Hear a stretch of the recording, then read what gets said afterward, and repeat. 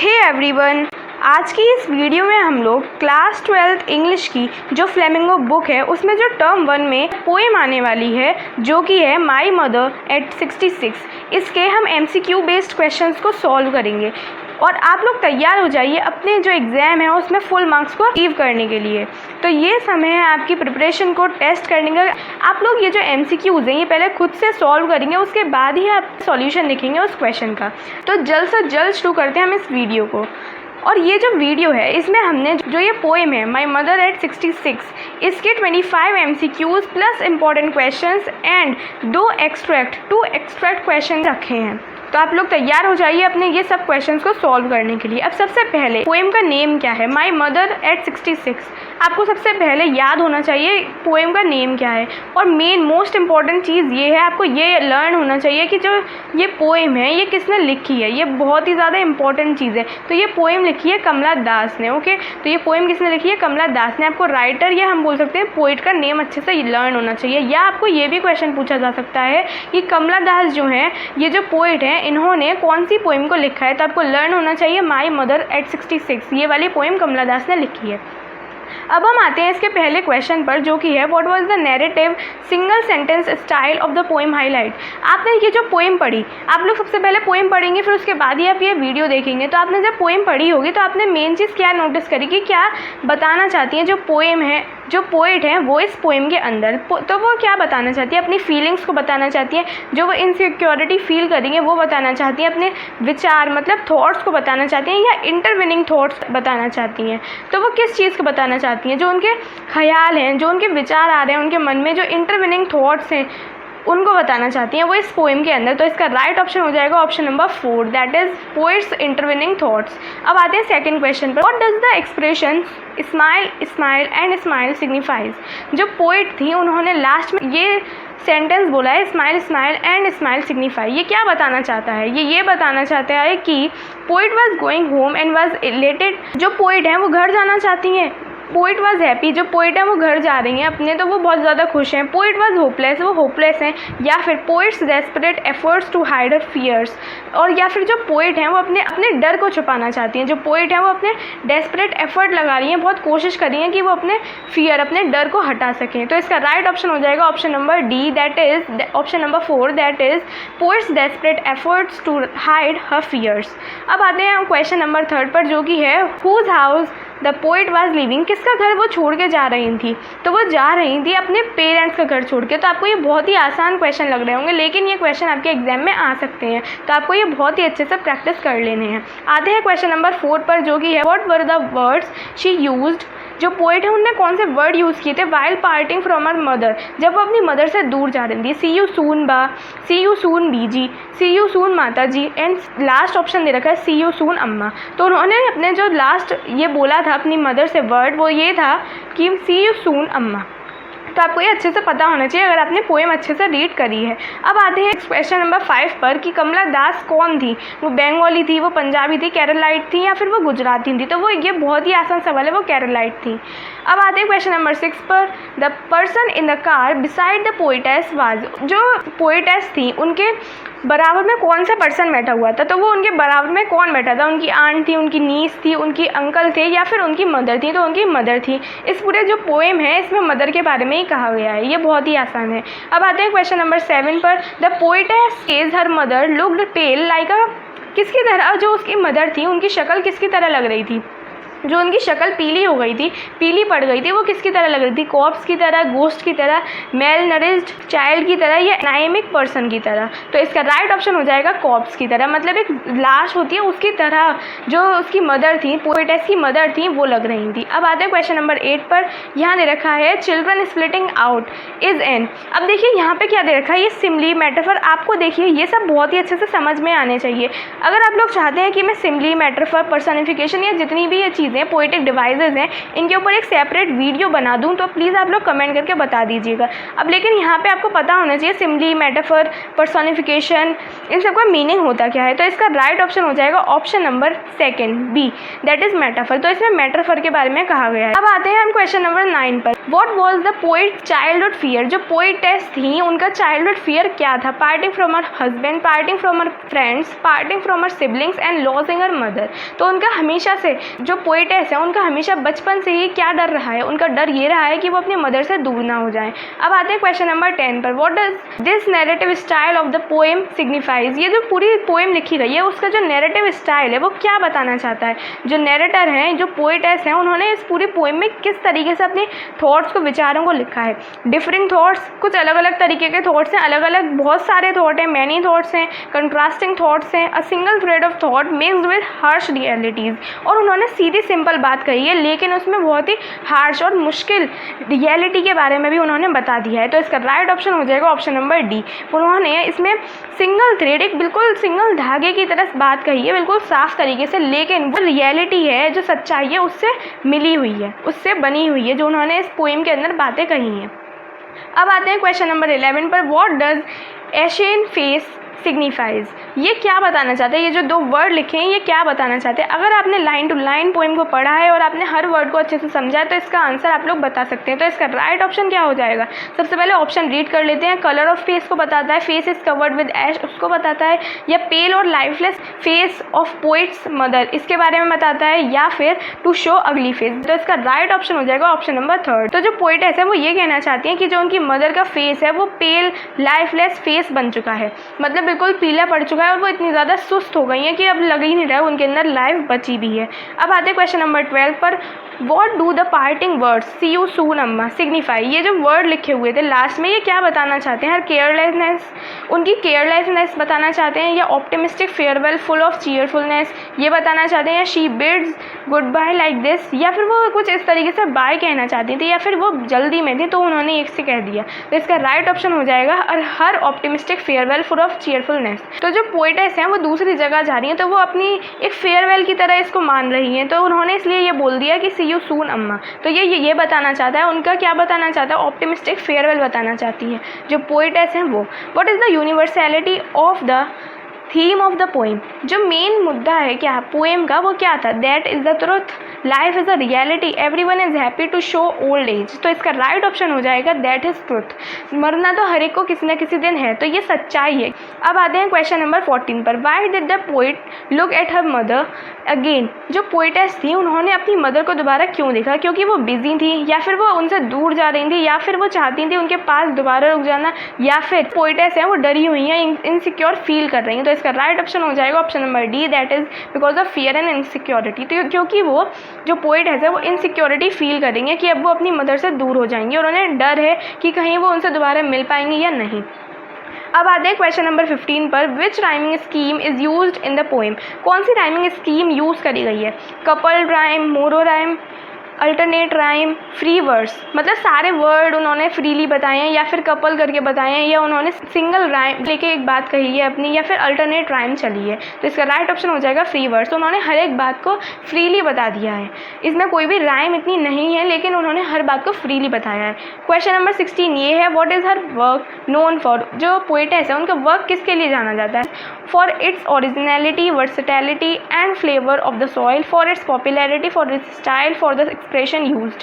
तो ये वर्क किसके लिए बताया गया है? ए ऑप्शन, मतलब for its originality, versatility and flavour. तो उन्होंने ओरिजिनल मेन जो मुद्दा है वो रखा है और जो सच्चाई है उसके बारे में बताया है जो पोइटेस है उन्होंने उस पोइम के अंदर। अब आते हैं क्वेश्चन नंबर 17 पर, what is the distinctive feature of the poem, जो मेन फीचर दिखा आपको इस पोइम में वो क्या था? Metaphors, simile used, alliteration used, narrative style using a single sentence in a set of 14 lines. तो आपने जब पोएम पढ़ी होगी तो आपने देखा होगा कितनी लाइन दे रखी है, तो इसका राइट ऑप्शन हो जाएगा 14 लाइन्स में उन्होंने अपनी ये जो पोएम है उसके बारे में सब कुछ बता दिया है। अब आते हैं क्वेश्चन नंबर 18 पर, what do the running trees signifies, जो ये पोएटेस थी उन्होंने बोला था रनिंग ट्रीज, तो उन्होंने रनिंग ट्रीज क्यों बोला था, ये क्या बताना चाहते हैं? फास्ट मूविंग अपीरियंस बताना चाहते हैं, कार की स्पीड बताना चाहते हैं, या fast moving change in human life from childhood to old age, वो ये बताना चाहती हैं या नन, कुछ भी नहीं बताना चाहती इन सब ऑप्शन में से। तो इसका राइट ऑप्शन हो जाएगा ऑप्शन नंबर सी, कि वो ये बताना चाहती हैं जैसे ये जो पेड़ हैं वो रनिंग ट्रीज़ हैं, पीछे जाते जा रहे हैं उनसे, जो उनकी कार है वो रनिंग ट्रीज़ उनसे पीछे जाते जा रहे हैं क्योंकि उनकी कार जो है वो मूव करती जा रही है। तो वे ये बताना चाहती हैं ह्यूमन लाइफ जो है वो चाइल्डहुड से ओल्ड एज में कितनी जल्दी चली जाती है, कुछ पता ही नहीं चलता है। अब आते हैं क्वेश्चन नंबर 19 पर। Who lives at Cochin, Cochin में रहता कौन था? पोएट रहती थी, उनके पेरेंट्स रहते थे, या फिर दोनों लोग रहते थे, या कोई भी नहीं रहता था? तो जो पोएटेस थी वो रहती थी कोचीन में। ओके, आपको लर्न होना चाहिए, इंपॉर्टेंट क्वेश्चन बन सकता है। अब आते हैं क्वेश्चन नंबर 20 कर लीजिए। In which languages has Kamala Das written stories and novels, किस लैंग्वेज में जो कमला दास हैं वो अपनी स्टोरीज़ को, नॉवेल्स को लिखती हैं? तो आपको पता होना चाहिए, आपने जब पढ़ा होगा तो आपको पता चल गया होगा कि जो कमला दास हैं वो किस लैंग्वेज में अपनी जो स्टोरीज़ हैं वो लिखती हैं। इसका राइट ऑप्शन हो जाएगा ऑप्शन नंबर डी, वो इंग्लिश और मलयालम में लिखती हैं जो कमला दास हैं वो। अब आते हैं क्वेश्चन नंबर 21 पर। How is the imagery of young trees and merry children a contrast to the mother? तो जो पोएटेस थी उन्होंने young trees and merry children ये भी बोला था, तो वो उन्होंने किस कंट्रास्ट में बोला था अपनी मदर के लिए? तो इसका ऑप्शन दे रखा है mother is old in comparison to the trees and childrens. B option दे रखा है mother is like ash while the trees are green and children are happy. C दे रखा है like spring and autumn season. D दे रखा है mother's health hopelessness and trees and merry children youthfulness and hope. इसका right option हो जाएगा option number D, क्योंकि अब वो पेल पड़ चुकी हैं, उनकी जो शक्ल है वो पीली पड़ चुकी है, अब वो लगता नहीं है कि अब वो कब तक जिएंगी। जो पोएटेस हैं वो बताना चाहती हैं कि जो मदर की हेल्थ है वो होपलेसनेस है, लेकिन जो ट्रीज़ और मैरी चिल्ड्रन है वो यूथफुलनेस और होप को दिखाते हैं। अब आते हैं क्वेश्चन नंबर 22 पर। What does the poem revolve around?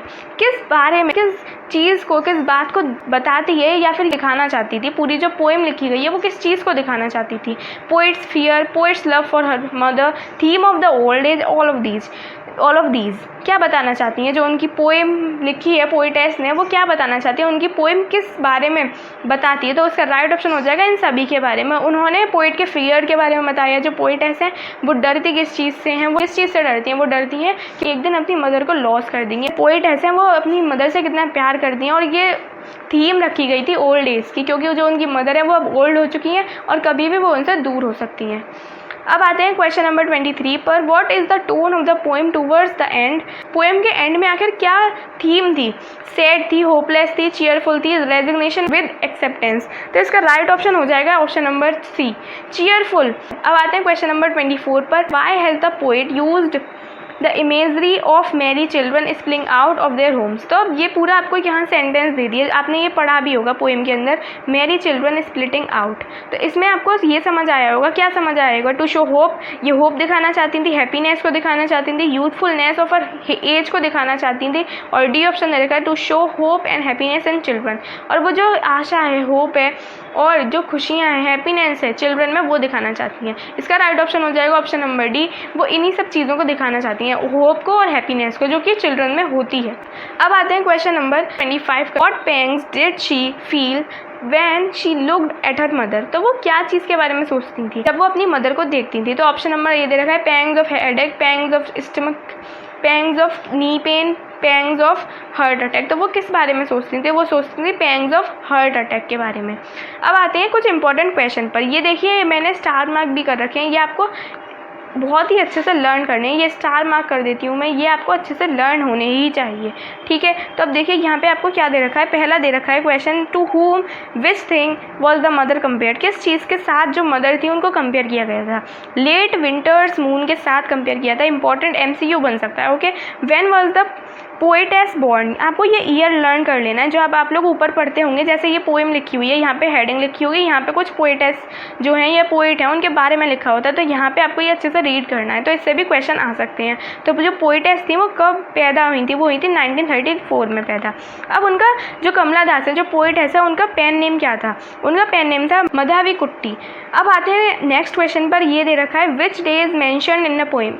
आपने जब पोएम पढ़ी होगी, अगर बहुत ही अच्छे से पोएम को रीड किया है, तो कौन सा दिन उसमें मेंशन किया गया है? उसका राइट आंसर होगा फ्राइडे का दिन उसमें मेंशन किया गया है। अब आते हैं कुछ एक्सट्रैक्ट बेस्ड क्वेश्चन को हम सॉल्व करेंगे। तो चलिए आगे एक्सट्रैक्ट बेस्ड क्वेश्चन को सॉल्व करते हैं। अब यहाँ पे दे रखा है आपको फर्स्ट वाला question number 1, I looked again at her when pale as the late winter's moon and felt that old familiar ache, my childhood's fear, but all I said was see you soon, Amma.